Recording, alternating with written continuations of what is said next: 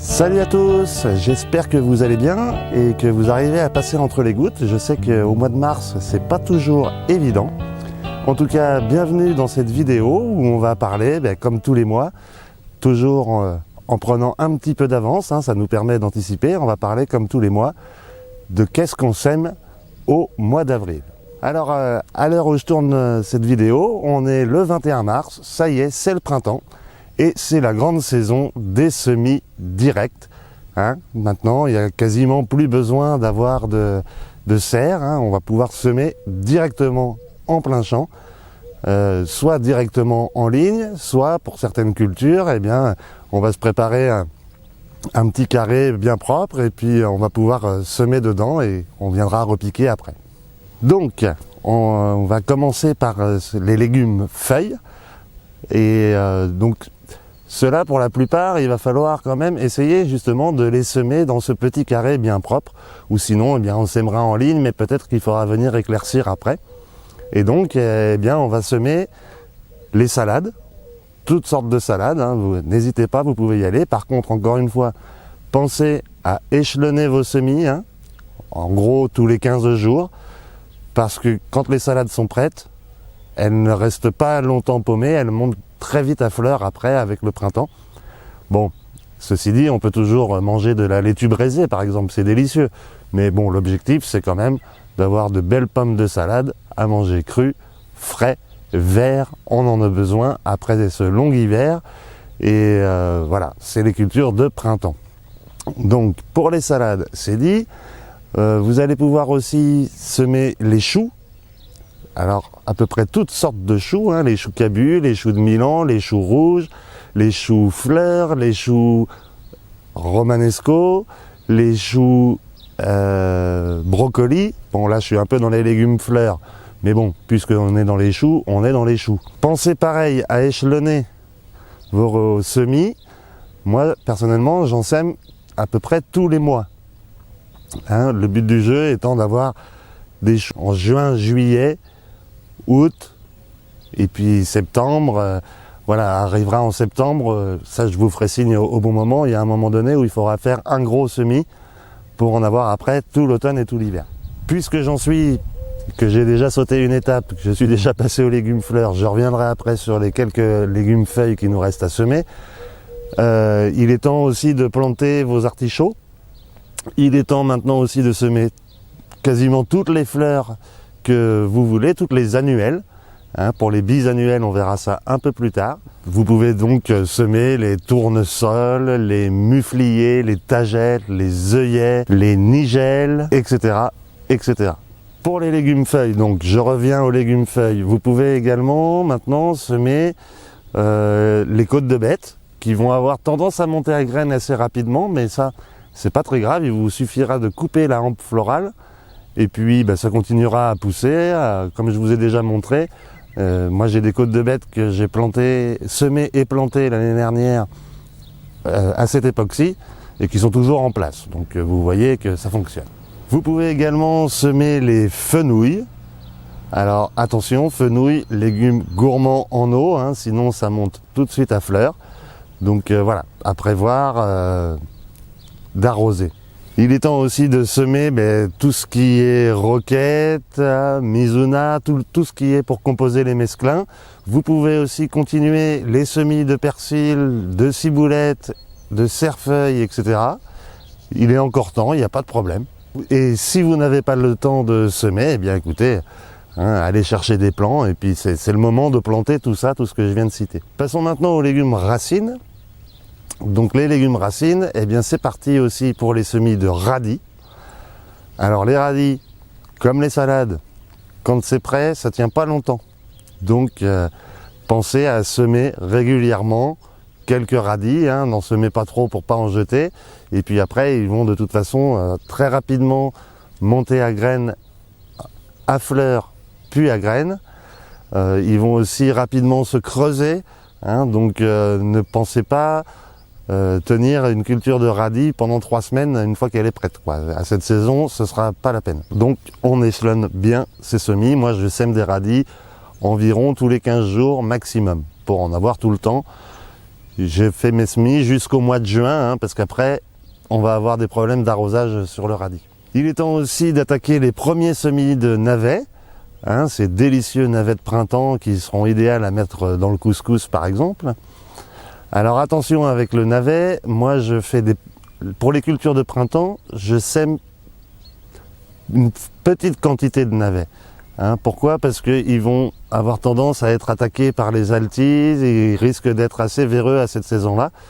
Donc c'est pas le moment de lancer la culture de navets pour avoir du stock tout l'hiver. Ça, on verra ça plus tard, aux alentours du mois de juin, juillet, voire même des fois carrément plus tard, en septembre. Bon, je vous referai des vidéos à ce moment-là. Il est maintenant tout à fait possible aussi de semer les betteraves, semer ou planter si vous avez voulu prendre un peu d'avance, que vous avez par exemple semé en mini-motte ou en châssis, il va être temps d'aller les repiquer et de les planter. Mais maintenant vous pouvez y aller sans crainte aucune, vous pouvez semer directement dans vos sillons, vous faites un petit sillon, vous mettez vos graines et ça va le faire. Un bon coup d'arrosage, pas de problème. Alors c'est pareil, économisez de la place un peu sur votre jardin, faites des petits semis de betteraves à cette saison, sachant que la betterave de conservation, elle se sèmera à partir du mois de juin, pour faire les stocks pour l'hiver. Donc ne remplissez pas trop votre jardin de betteraves parce que vous aurez l'occasion d'en ressemer. Pensez que là vous allez les consommer en frais. En salade, en jus, vous allez bien sûr aussi pouvoir en faire bouillir, mais voilà, il faut optimiser l'espace, donc on y va tranquille. Dans les légumes racines, il est aussi temps de semer les panais, les carottes, les salsifis, qui sont des cultures pas si évidentes, parce qu'elles mettent un peu de temps à germer, et souvent à cette saison on a des problèmes avec l'enherbement. Donc ça, je vous ferai une vidéo spéciale sur la carotte, sur comment je m'y prends. Petit indice, j'utilise beaucoup les faux semis. En attendant, si vous voulez, si vous êtes pressé, vous pouvez toujours aller voir le tour de champ du mois de juillet 2022, où je parle pas mal de la culture de la carotte. Et puis, ça va être maintenant le moment vraiment de semer nos pommes de terre. Donc pour ça, choisissez bien vos variétés, les variétés précoces, les variétés tardives, et pensez qu'il est possible de semer de la pomme de terre tous les mois, jusqu'au mois de juin à peu près, pour avoir toujours de la patate nouvelle, les bonnes petites patates cuites au beurre et au gros sel, délicieux, pour en récolter jusqu'au mois d'août-septembre, la patate nouvelle. Sur les marchés, on ne peut pas l'appeler comme ça parce qu'il y a une date butoir. Ils ont fixé une date butoir pour l'appellation pomme de terre nouvelle. Mais dans la réalité, au jardin, on peut en avoir sur une période très étendue. Donc, commencez par les pommes de terre précoces et les tardives. On y va tranquillement. Et prévoyez suffisamment large pour pouvoir passer l'hiver. Moi, à la maison, j'utilise un jardin rien que pour la pomme de terre de conservation. Donc un jardin de 100 mètres carrés uniquement pour la pomme de terre, qui est quand même un légume essentiel pour tenir l'hiver. Bon, alors on a vu les légumes feuilles, les légumes racines, les légumes fleurs. Eh bien écoutez, j'ai déjà pris un peu d'avance dans la vidéo, donc il nous reste à parler un peu des semis de légumes fruits. Alors, si jamais vous n'avez pas semé encore vos tomates, il est encore temps, allez-y. C'est pas parce que vous planterez vos tomates début juin, voire mi-juin, que vous n'en récolterez pas. Donc vraiment, n'hésitez pas à ressemer des tomates encore. C'est pas du tout un problème. Ce qui va être un peu plus délicat pour les poivrons et les aubergines. Mais si jamais vous n'êtes pas en avance, eh bien, ça se tente. Moi, je le tenterais si j'avais pas le choix. Si j'avais raté mes semis, j'en referais début avril. Faut vraiment pas traîner. Il va être temps aussi, à partir du 15 avril, de semer toutes les cucurbitacées. Donc toutes les courgettes, les courges, concombres, les cornichons, les melons, les pastèques. les pâtissons, les pâtidous, enfin bref, il y a un choix de variétés assez grand. Donc à cette période-là, vous les semez en godet au mois d'avril. Si vous ne voulez pas les semer en godet ou si vous n'avez pas la place ni le temps, eh bien attendez début mai, voire mi-mai, et vous pourrez les semer en direct, directement en place, ça ira très bien aussi. Ensuite, il reste les haricots verts, beurre, ce que vous voulez. Pareil, attendez le 15 avril, hein, rien ne presse. Comme je dis souvent, l'avance se perd, le retard se rattrape, surtout à cette saison. Il y a un moment donné, vous verrez, ça s'inverse.